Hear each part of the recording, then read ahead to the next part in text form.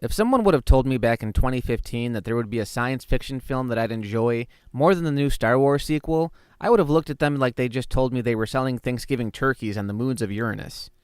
The Martian was directed by Ridley Scott, who needs no introduction. It was based on the book by Andy Weir about an astronaut, Mark Watney, who gets marooned on Mars after his crew leaves him for dead. This is quickly becoming one of my favorite films of all time, and one of the reasons is just how upbeat it is. Whereas both Gravity and Interstellar put our heroes in pretty dire circumstances, The Martian's protagonist, played by Matt Damon, tends to be fairly optimistic about his situation.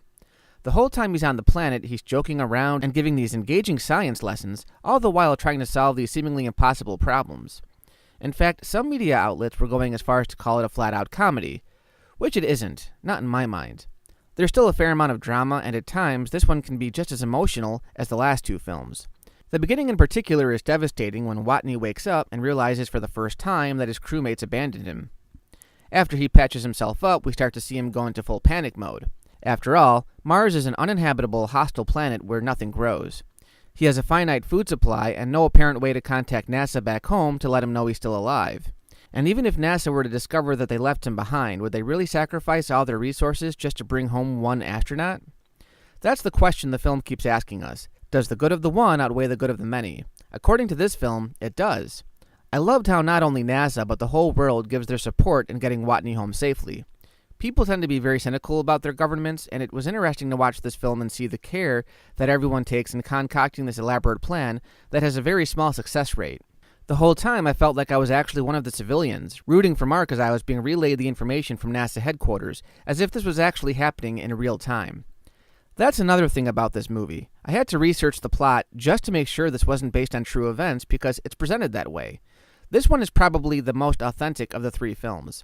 They do take a few minor liberties for dramatic purposes, but ultimately, thanks to Watney's narration as he records his daily video logs, there's a surprising amount of realism as he goes from one situation to the next.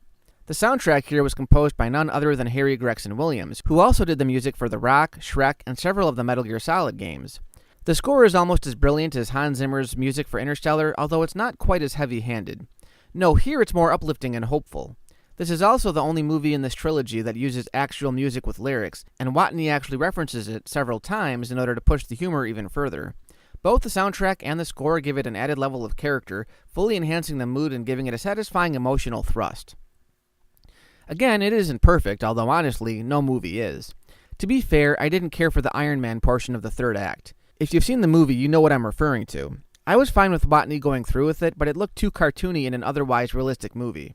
Remember, I'm a big Star Wars fan saying that I liked this film better than The Force Awakens. Yeah, go see it, because it's one of Ridley Scott's best.